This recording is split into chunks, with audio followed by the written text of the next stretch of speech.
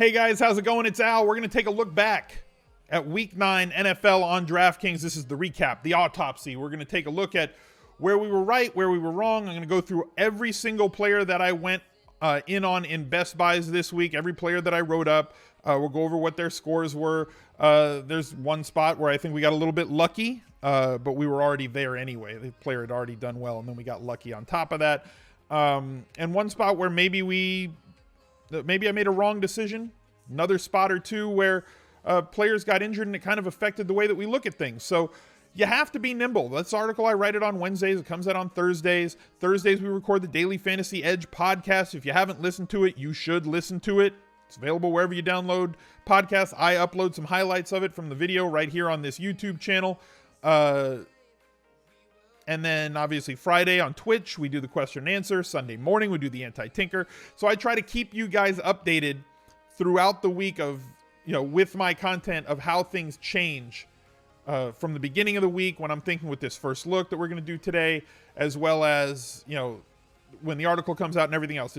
Everything evolves, and you have to evolve with it by the time lineups lock on Sunday. So thank y'all for being here once again for the recap video. Please click like, subscribe, notification bell, yada, yada, yada. I mentioned the bisque. Let's talk about my Best Buys article. Here it is. Easiest way to find this article every Thursday is to go to the Google machine. In the Google machine, you will type Best Buys Week 10 this week on Thursday, and it will be the first thing that shows up on the Google machine. If you type Best Buys Week 9, you'll see this article. It's an ESPN Plus piece. You got to subscribe if you want to read it. Start with the quarterbacks. Cam Newton, disappointed through the first half. If I told you that the Panthers were going to score 42 points against the Buccaneers, you would think Cam Newton had like 35 fantasy points, but he only had 21.2, which is fine. It's not thrilling, but it's nice. He was basically getting shut out in terms of all the touchdowns were happening on the ground. They had a fullback touchdown. CMC ran one in. They had Samuel ran in a rushing touchdown. Everything was happening outside of Cam. He eventually ended up getting there with 247 yards, threw for 2 touchdowns late as the Buccaneers kind of made it competitive and close and forced him to throw the ball in the second half. Kirk Cousins was somebody I was on at the beginning of the week, and I was less excited about on Sunday with Diggs out. And also, we'll get to more of this later in the article. As you can see, there's going to be a couple of Vikings here because the Lions are a team that they could have exploited, but again, you need to be nimble. He ended the day with 8.86 points. If you want me to take the L here, fine. But I was on him mostly with Diggs. The combination of Diggs and Thielen, with Diggs out, they changed the way they ran offense. With Cook back, I said yesterday in the Anti-Tinkercast I was off Latavius Murray. We'll get to him in a bit. Ryan Fitzpatrick, 26 fantasy points, 243 yards, 4 touchdowns. Did great for you at 5.5K. Patrick Mahomes, evergreen tournament play. Once again, worked again. Dude crushed it, over 30 fantasy points again. Don't fade Patrick Mahomes. Just play. If you're playing multiple lineups and you're playing in tournaments and daily fantasy and you're not stacking the Chiefs literally every week, Mahomes and either 2 or 3 of his compatriots, then you're kind of doing things wrong. You're not giving yourself a chance at as much upside as you can possibly get. Jared Goff, another good week for him as long as teams can keep pace with the Rams and score over 20 points. He has either had 388 yards or 3 touchdowns in every one of those games. He did both this game, 391 yards and 3 touchdowns for 33.34 DraftKings points, and his salary remains at $6K. Maybe one day his salary will go up. Until then, we will keep playing him. Todd Gurley, don't fade him in tournaments. This would have been the week to actually fade him in tournaments. He didn't do terrible. He had 19.9 fantasy points, 13 for 68 on the ground with a touchdown, 6 catches on 7 targets, but only 11 yards through the air. Really odd that he would get that sort of workload. Ended with 19.9 points, which wouldn't have crushed you unless all of the 7K running backs went off, and literally all of the 7K running backs went off. Alvin Kamara, 33.6 fantasy points, 19 for 82 and 2 touchdowns on the ground, 4 catches for 5, 34 yards through the air and a touchdown. He has received the bulk, 75% of the red zone work since Mark Ingram came back, and he's getting 20 plus touches a game the last 3 weeks. No reason to fade Alvin Kamara. I think he's an $8,500 player. He was priced at $7,300. I thought he was massively underpriced, and it turned out that he was. Nick Chubb, not going to be utilized that much in the passing game, had 1 catch on 1 target, but got 22 carries, 85 yards from scrimmage and a touchdown. Duke Johnson emerging, I think, helps this offense and obviously doesn't take away any volume from Nick Chubb because there was no volume for Nick Chubb in the passing game anyway, and they're going to focus on letting these guys do what they do that they're excellent at. Nick Chubb leading the league in yards after contact. He's and had a soft matchup. This worked for me. A couple of things that I liked about Cleveland with this new coaching staff. And one of them could have been the game, right? They knew they had to increase the variance. Like we're not as good as the Chiefs. We can't score as many points as the Chiefs. So I like the fact that they went for 2 on all the early touchdowns. I do. Because, well, we have to score as many points as possible. Anytime we have a chance to score, we got to take 2 instead of 1. Fine. I'm on board, right? Embrace the variance if you're not a great team, and let's just try and make something happen. Let's bet on us. 2, I like that they got Duke Johnson involved, and we're going to have to look at him moving forward. Maybe he has a good matchup in Week 10. We'll see. We'll see. Going down to Christian McCaffrey. Also crushed it, 32.7, 2 touchdowns on the ground, 17 of 79, caught 5 of 6 balls. Latavius Murray, we were off of him. Okay, I was on Latavius Murray when I thought Cook was going to be out. When Cook was going to be back, we learned this on Friday, and we talked about it on the Friday Q&A video here on YouTube as well. You can look back and check the tape. That's exactly what I said.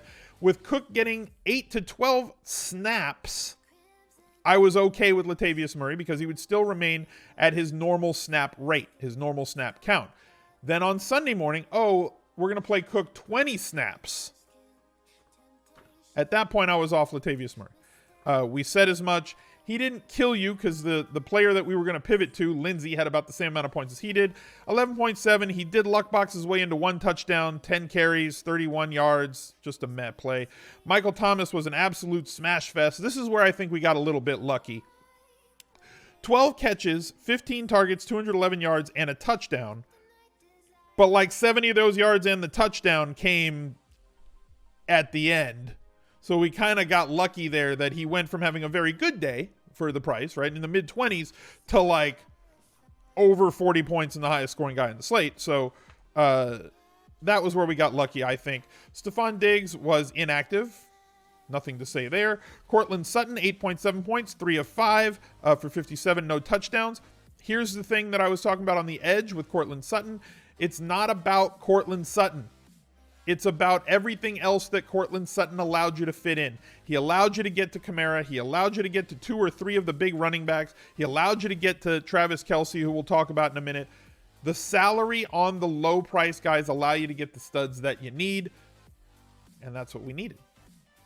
Jarvis Landry, 6,500. He disappointed.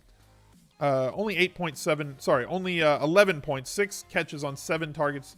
I was expecting double-digit targets for him in this matchup against Kansas City. Obviously, a new coaching staff, new offensive coordinator, new play calling, new philosophy. Maybe they're not going to go to him 10-plus times a game, something we're going to have to monitor moving forward.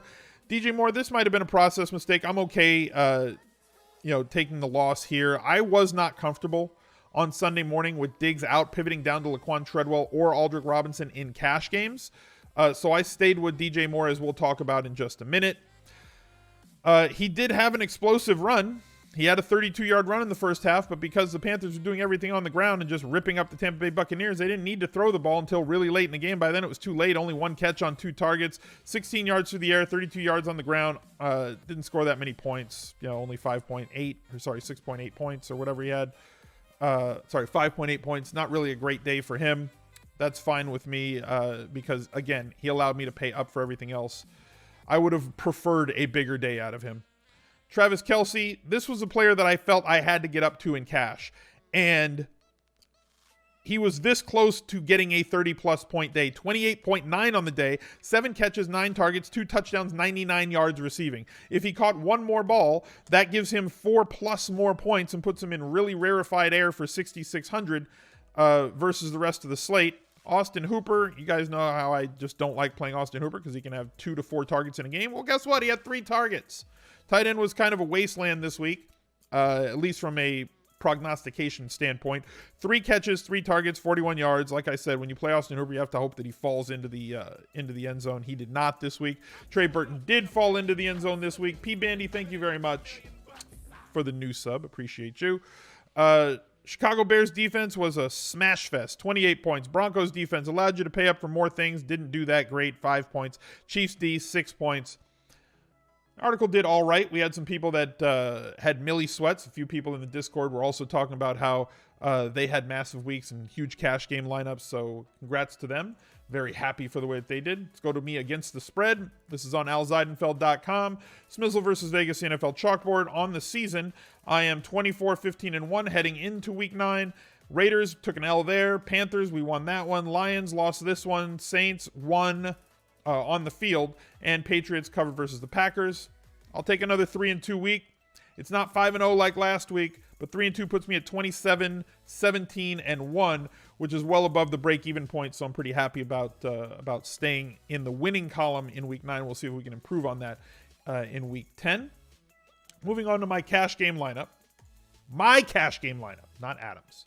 I won the 4-man. 2 weeks in a row, I took down the 4-man. Luck boxed it. Unlucky to not come in second for a second straight week. I really should have. Adam should have beaten me, and I should have come in second. I want the most second place finishes of all time. That's my goal. It's a me thing. I've embraced it. Unfortunately, I just keep winning. As you can see, most of these plays came straight from Best Buys. Jared Goff, Nick Chubb, Alvin Kamara. Kenny Galladay is somebody that I settled on Sunday morning, and I couldn't figure out what to do. I was really having a lot of problems with my wide receivers. I knew I had to go value here. More Sutton also from the column. And let me get to this in a minute. Travis Kelce, Todd Gurley, Broncos D. So essentially, everybody but Galladay came straight from Best Buys, and one that wouldn't have, I was coming off of Moore. I was never coming off of Sutton. I was coming off of Moore to get down to like Laquan Treadwell at 3,300. That gave me an extra 1,000. And there was nobody that I wanted to play in like this. I wanted to play Cup at 6K. But that left me with like 500 remaining. And I couldn't figure out where to upgrade. I guess I could have upgraded the Broncos defense to something else that wouldn't have made that big of a difference. And I just couldn't find a comfortable salary spot. Like 500 wouldn't have allowed me to upgrade Goff to Newton. And obviously Goff ended up being a 12-point better play. So that helped. But, like, this was just a very awkward spot because I was not coming off Kamara. I was not coming off Gurley. I could have come off Chubb to go up to Lindsey, but I'm glad I didn't. Nick Chubb and Jared Goff outscored Lindsey and Newton. So, you know, whether you want to call that good process or I got lucky to not have the salary to get up there, it is. Dolphins D would have been a big upgrade. I mean, yeah, retrospectively, but I wasn't on them this week. There wasn't a team that I was really going after. So, like, I couldn't get up to the Bears. They were way too much. I would have gone up to the Ravens. I would have gone up to the Chiefs. I would have played the Chargers at the same price. They were the other defense I was on. Those are the 5 defenses that I was focused on this week. So, I mean, it is what it is. I didn't max out the amount of points that I could have had, but I took down the 4-man. I won 104 of the 130 head-to-head games that I played on DraftKings. That's, what, 80-ish%? And that is what it is. So that's the recap, guys. Hope you guys enjoyed it. We're going to be here with a first look. We've got a first look for week 10. We're going to have Thursday night. There's a Monday Night Football video that's out for tonight if you haven't watched that one yet, if you're playing the single game showdown. Also, get yourself into the Discord. If you watch this video, there's a link down below in the comments section, as well as all my other socials. If you want access to the subscriber-only rooms in Discord, those are for the Twitch subs. You got to get yourself in there. Got to go over to Twitch, use your Twitch Prime sub with a tier 1. You can get into the sub-only channels where I hang out in Discord, and people are talking about DraftKings, FanDuel, NFL, NBA, all day long, every single day. It's the easiest way and the best way to get better. So, subscribe button's right there. Another video for you to check out is right here, and I'll catch you guys later.